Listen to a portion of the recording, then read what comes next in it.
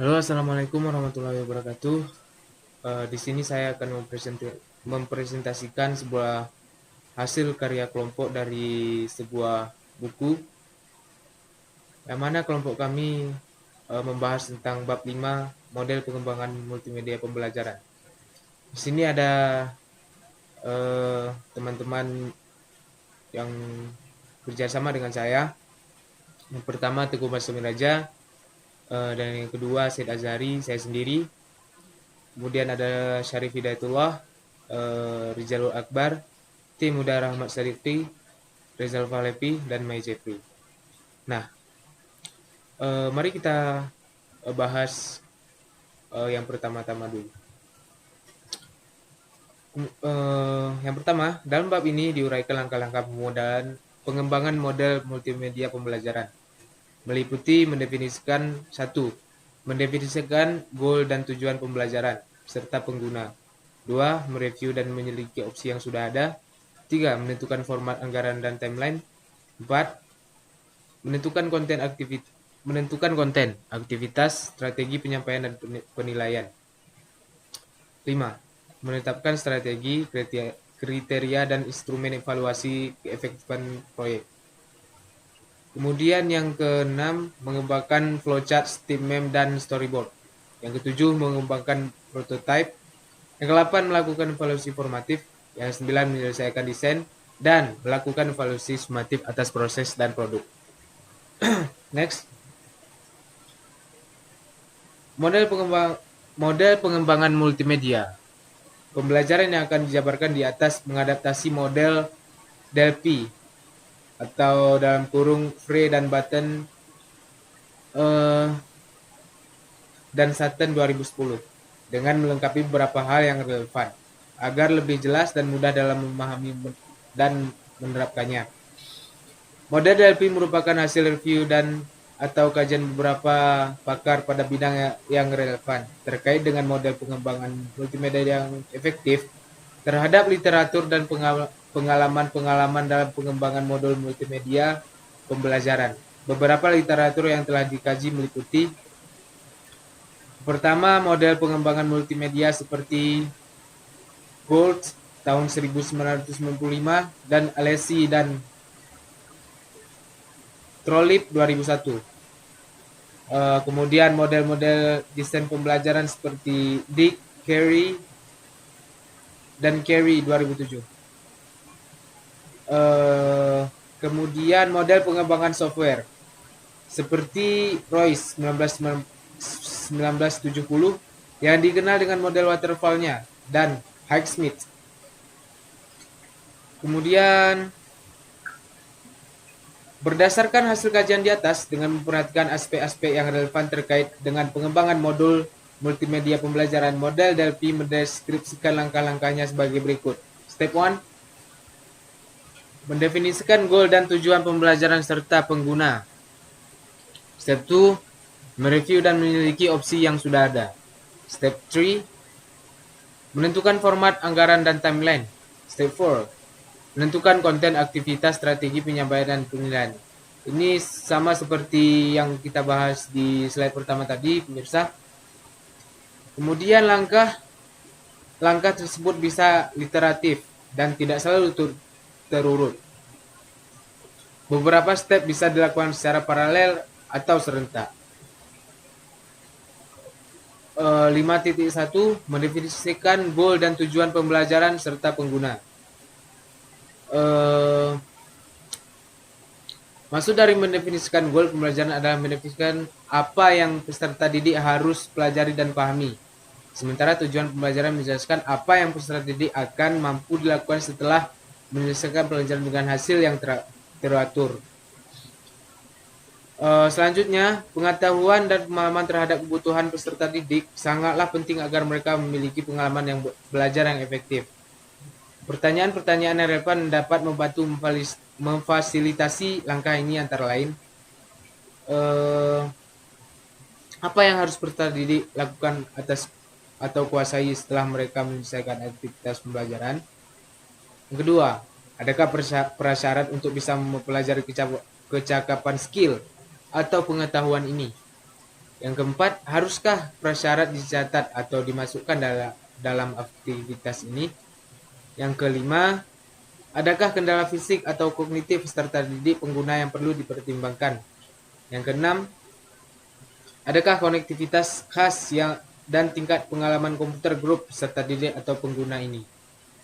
Kemudian 5.2, mereview dan menyelidiki apa yang sudah ada.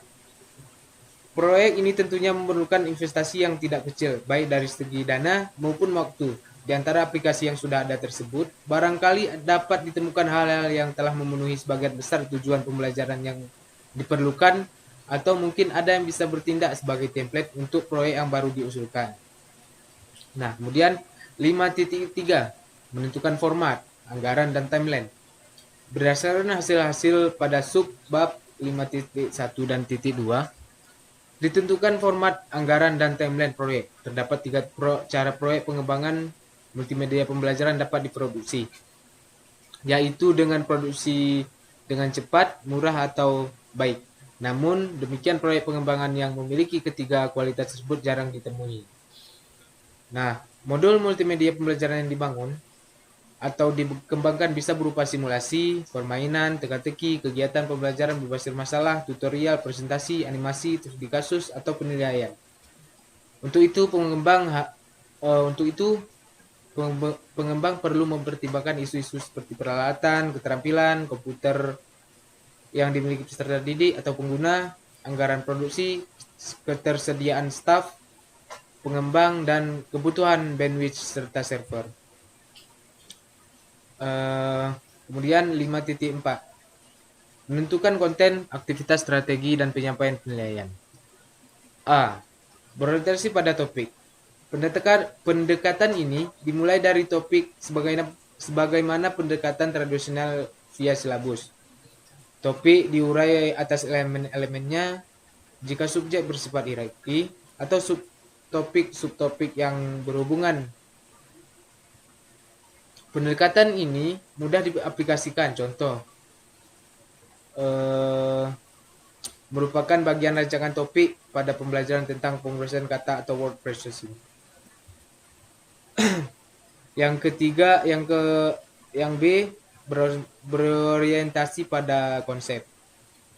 Pendekatan ini serupa dengan berorientasi pada topik, tetapi fokus pada konsep daripada topik.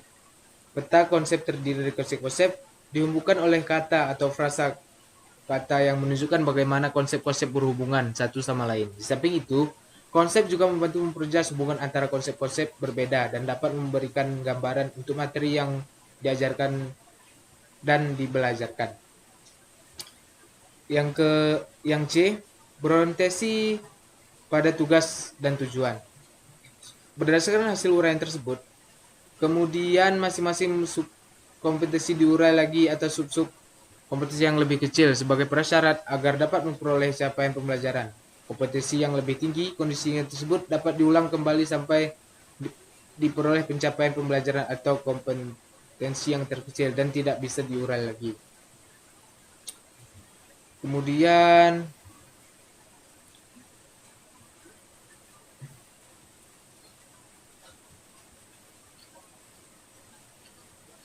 menata atau mengurutkan konten. Berikut prinsip dasar dalam melakukan sekuensi materi, unit ataupun topik belajar. Urutkan dari materi, unit belajar, topik yang sederhana yang kompleks ke kompleks maksudnya. Urutkan dari materi unit belajar, topik yang sudah diketahui atau dikenal, misal prasyarat untuk belajar. Kemudian urutkan dari materi unit belajar ataupun topik yang khusus ke yang umum. Yang selanjutnya, urutkan dari materi unit belajar ataupun topik yang konkret yang abstrak. 3. Pedoman penyajian konten pembelajaran via multimedia. Dalam menyajikannya diharapkan memuat hal sebagai berikut antara lain: A. Berikan overview tentang konten pembelajaran. B. Informasikan tujuan pembelajaran. C. Informasikan skill atau pengetahuan prasyarat untuk bisa mempelajari konten pelajaran.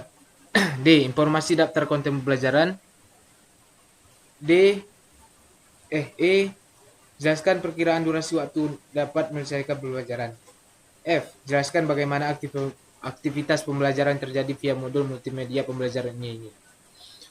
G. Jelaskan tipe, format, jadwal tes, penyelesaian tugas, serta tes akhir. 4. Strategi menyampaikan isi maupun konten pembelajaran. Yang harus diperhatikan adalah A. Teori behavior untuk mengajarkan fakta dan konsep, what. B. Teori kognitivisme untuk mengajarkan prosedur, how, atau dalam kurung how. C. Teori konstruktivisme untuk mengajarkan penerapan tingkat tinggi atau prinsip, why. Implementasi ketiga teori tersebut dalam pelaksanaan proses pembelajarannya menggunakan modul sehingga perlu memperhatikan hal-hal berikut ini. Yang pertama behaviorisme, yang kedua kognitivisme, yang ketiga konstruktivisme. Nah, berikut poin yang sudah saya sebutkan, bisa dilihat di slide. Kemudian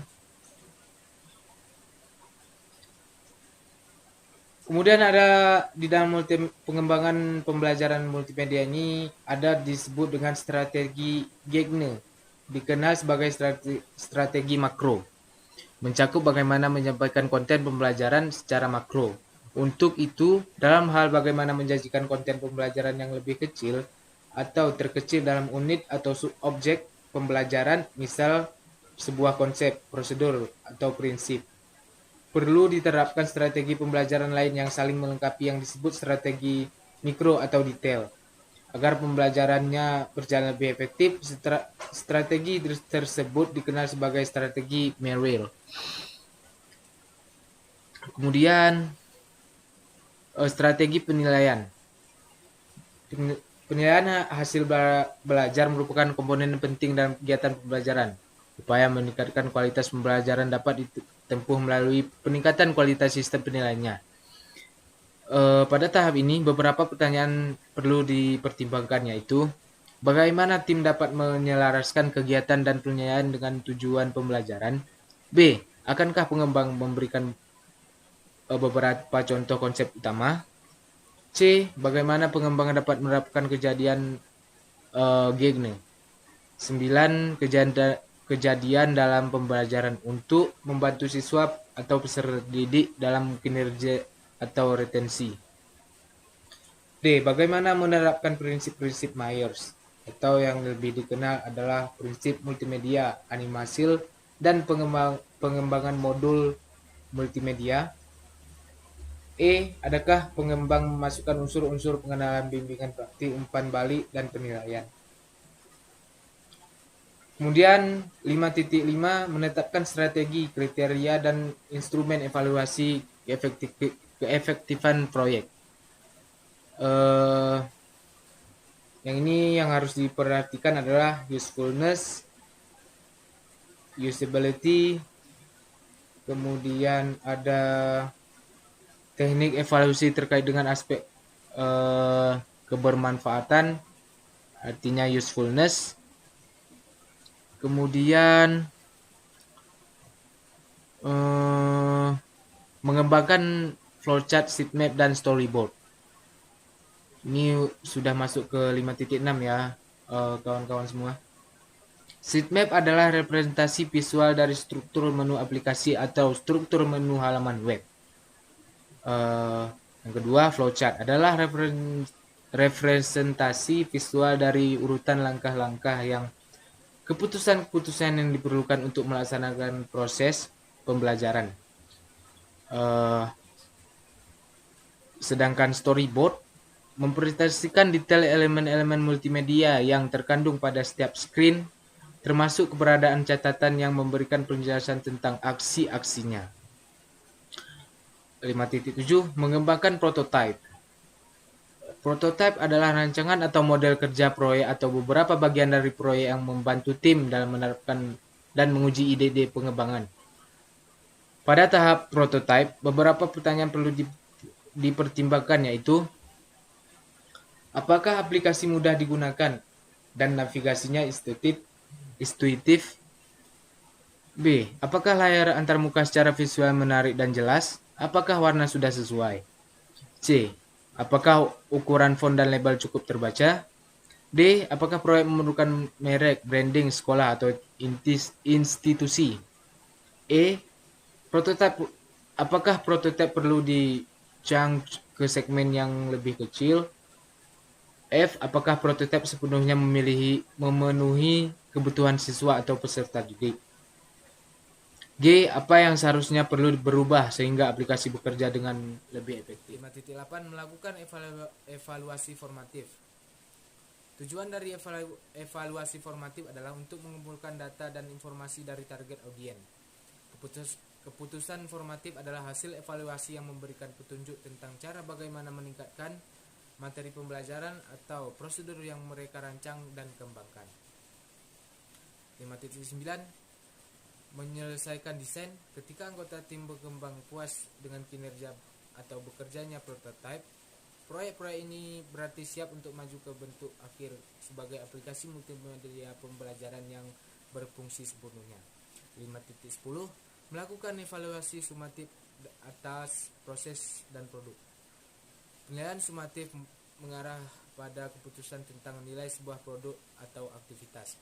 Sementara evaluasi formatif terjadi selama proses pembangunan atau pengembangan proyek. Penilaian sumatif atau akhir terbagi menjadi dua fase, yaitu review oleh pakar dan berdasarkan studi lapangan. Yang kedua,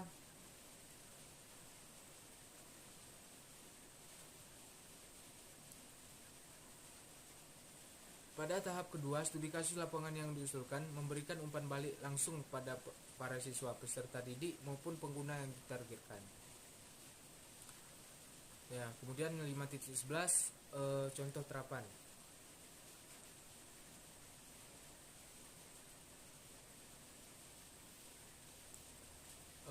Berikut poin-poin contoh terapannya. 1. Mendefinisikan goal dan tujuan pembelajaran serta audiens. 2. Mereview dan menginvestigasi opsi-opsi yang ada. 3. Menentukan format, anggaran, dan timeline. 4. Menentukan konten, aktivitas, dan strategi assessment. Yang kelima, menetapkan strategi, kriteria, dan instrumen evaluasi guna menentukan keefektifan proyek. Yang keenam, mengembangkan flowchart, sitemap, dan storyboard. Yang ketujuh, mengembangkan prototype. Yang ke-8, melaksanakan evaluasi formatif. Dan yang ke-9, menyelesaikan desain. Yang ke-10, melaksanakan evaluasi sumatif. Mungkin dari saya itu saja. Mungkin ada teman-teman yang lain untuk bisa lebih detailnya. Saya akhiri. Jika ada kekurangan, saya mohon maaf. Wabillahi taufiq wal hidayah. Wassalamualaikum warahmatullahi wabarakatuh.